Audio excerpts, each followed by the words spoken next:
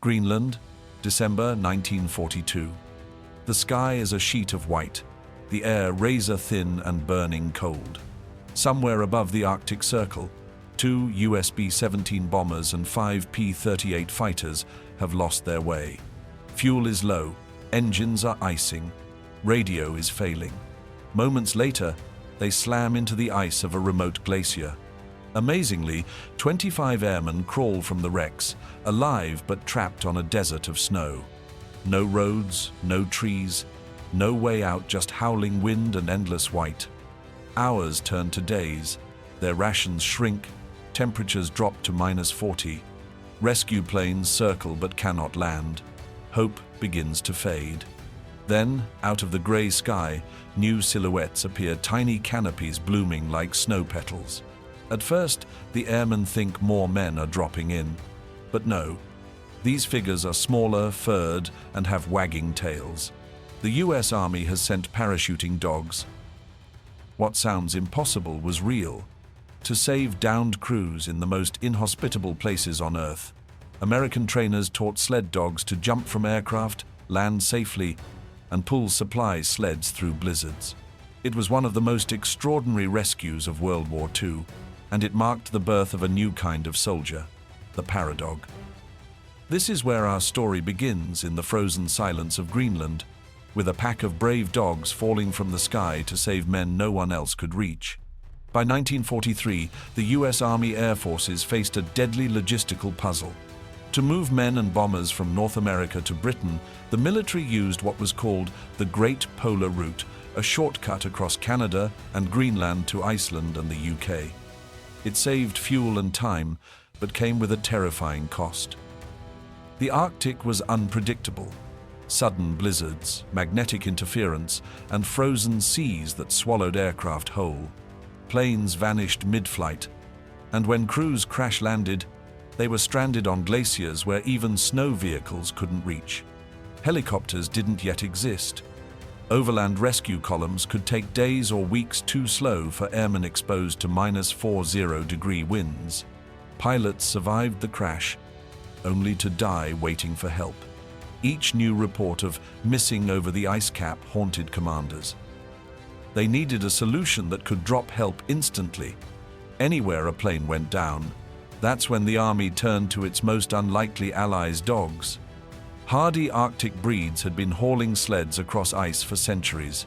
They could navigate terrain no machine could, smell out men buried in snow, and keep moving long after humans collapsed.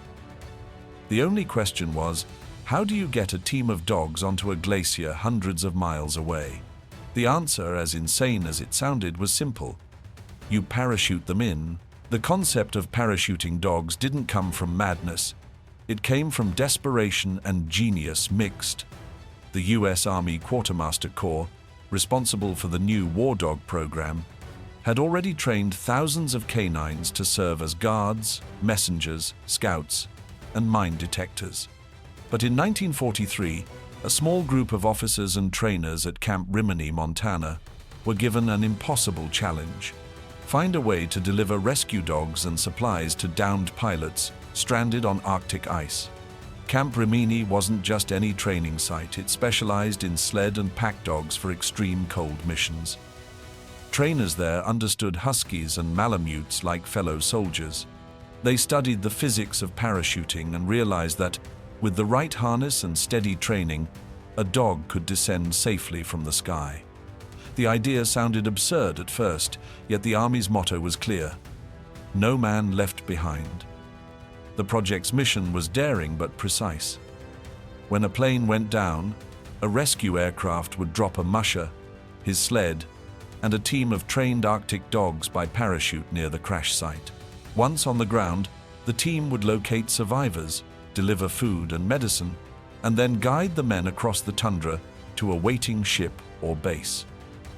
It was the birth of the paradog, a new kind of soldier, not armed with rifles or radios, but with loyalty, instincts, and paws built for snow. What began as a wild experiment was about to make history. Not every dog could earn the title of paradog. The US Army needed animals that could face freezing winds, deafening aircraft noise, and the shock of falling through open sky and still perform their mission on landing. The recruiters looked northward, to breeds born for endurance and ice: Siberian huskies, Alaskan malamutes, and Greenland sled dogs. These were the descendants of working animals that had hauled supplies through polar expeditions and gold rush trails. Their thick coats, powerful lungs, and calm strength made them ideal for the Arctic battlefield.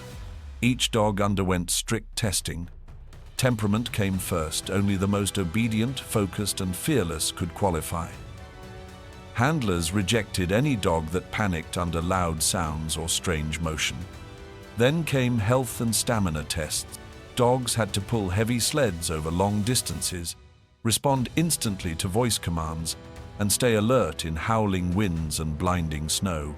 Their human partners were chosen just as carefully. The Army recruited experienced mushers and trappers from Alaska, Canada, and Montana, men who already spoke the language of dogs. These handlers weren't ordinary soldiers. They were trainers, rescuers, and caregivers rolled into one.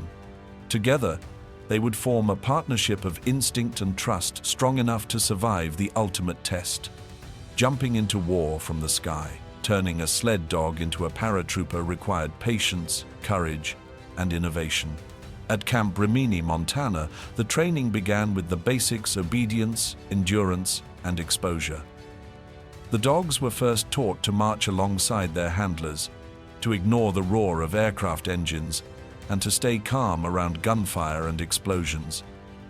Then came long-distance runs, some stretching 75 miles across rugged snowfields to build stamina and discipline. Once the dogs could handle stress and fatigue, trainers introduced them to their most unusual challenge: the parachute harness. It was a custom-made canvas rig that wrapped around the chest, belly, and hindquarters, distributing weight evenly so the dog could float upright.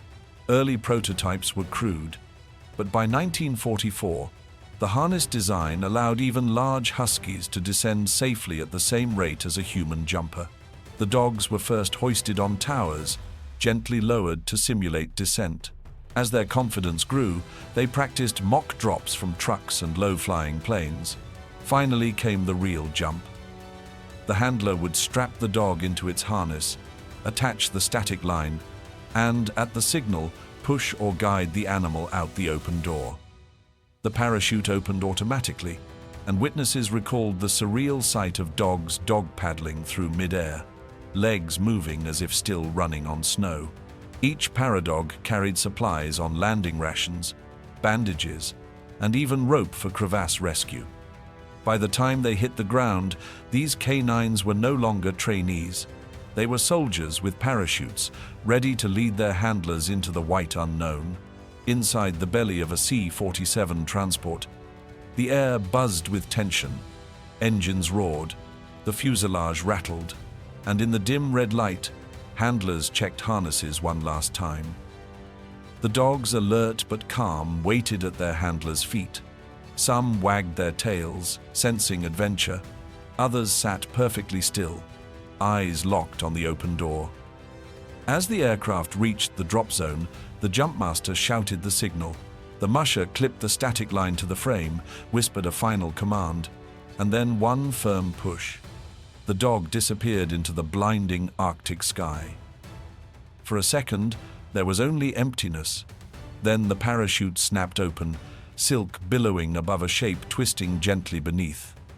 Observers on the ground later said it looked unreal. A sled dog suspended in silence, paws moving as if running on invisible snow. The descent lasted less than a minute, but in that minute, man's best friend defied gravity and fear alike. Landing was the hardest part. The dogs hit the ground at roughly the same speed as a human jumper, rolled instinctively, and were trained to stay still until the handler arrived. Within seconds, the musher released the harness, gathered the chute, and checked his partner's paws and legs. Most paradogs bounced up immediately, eager to work. Snow swirled, wind howled, and somewhere in the distance, a downed bomber waited. The handler pointed ahead, gave a short command, "Hike!" and together, man and dog disappeared into the storm. The rescue had begun, December 1942. The frozen coast of Greenland, 2 B-17 flying fortresses, and 5 P-38 Lightning fighters have vanished during a ferry flight to Britain. After days of frantic radio silence, a reconnaissance plane spots the wreckage on a glacier. Miraculously, 25 airmen have survived the crash, but they are stranded in a sea of ice. Temperatures plunge to 40 below zero. Winds rip across the glacier, and rescue teams on the ground can't get within 100 miles. Time is running out. That's when U.S. Army Air Force's commanders approve an unprecedented plan: drop a sled team by parachute. A musher from Camp Rimini loads his dogs, sled, and supplies aboard a C-47. Each husky is fitted with its own silk parachute harness. As the plane circles the glacier, the hatches open and one by one, dogs leap into the white abyss. Seconds later, chutes bloom against the sky like ghosts. They land flawlessly. The musher and his dogs reach the downed airmen within hours, carrying food, blankets, and medical kits strapped to the sled. Over the next several days, the team guides all 25 men toward the frozen coast, where a Navy vessel waits to bring them home. But the mission isn't over. The Army realizes one of the bombers still contains a top-secret Norden bombsight, which cannot be left behind. The musher turns his sled back into the blizzard. Facing a 200-foot ice cliff, he ties ropes, hauls each dog and sled piece by piece to the top, retrieves the bombsight, and returns to the ship frostbitten, exhausted, but triumphant. It became one of the most daring rescues of World War II, proving that parachuting dogs could succeed where machines and men alone could not. Across the Atlantic, the British Army was experimenting with the same idea, turning loyal pets into soldiers of the sky. In 1944, as Allied paratroopers prepared for the D-Day invasion, the British War Dogs Training School began recruiting dogs from ordinary families. These volunteers were called Paradogs. Their mission: to jump alongside troops, sniff out mines, locate hidden enemies, and deliver messages under fire. One of the most famous was Bing, a collie Alsatian mix donated by a family from Leicester. Bing trained with Britain's 13th Parachute Battalion, learning to stay calm inside an aircraft, ignore explosions, and jump when his handler commanded. On June 6, 1944, Bing made his first real jump over Normandy. The blast of anti-aircraft fire terrified him, and he briefly got tangled in a tree, but moments later, he was freed, tail wagging, ready for duty. He went on to sniff out German positions and detect mines during the advance inland, earning the Dickin Medal, the highest award for animal bravery.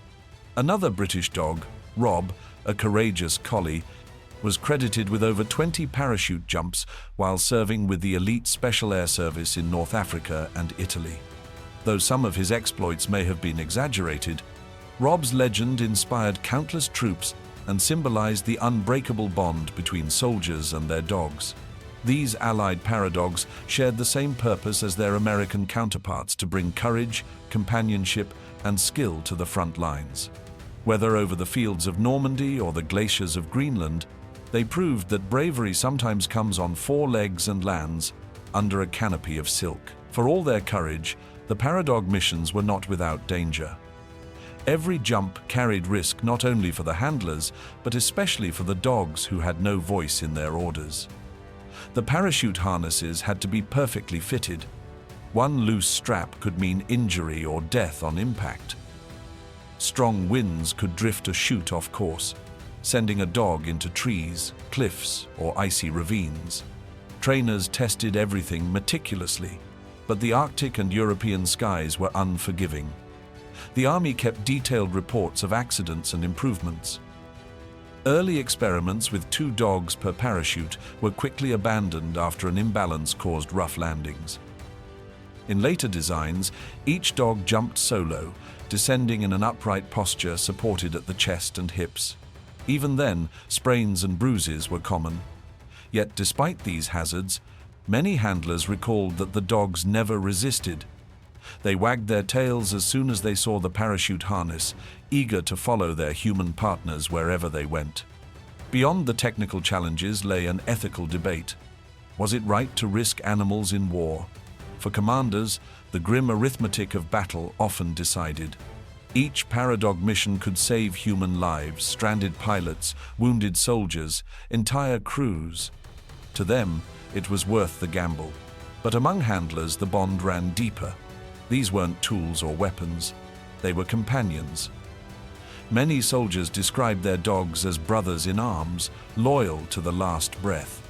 News of the parachuting dogs eventually reached the public through short newspaper features and War Department photographs.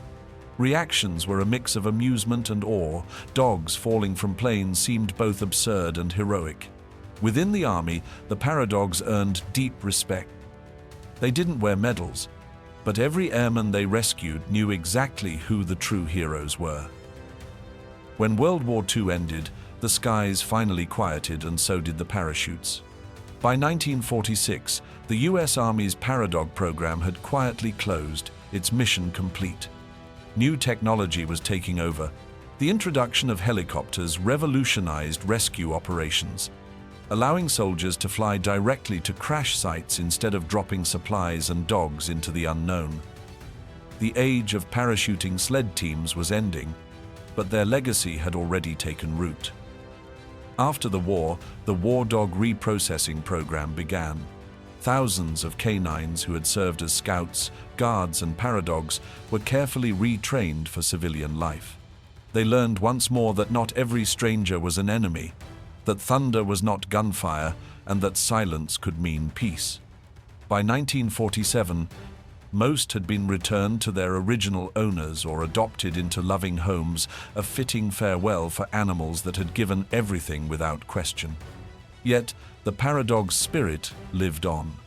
In later decades, as elite units like the US Army Rangers and Navy SEALs emerged, their canine partners once again took to the skies.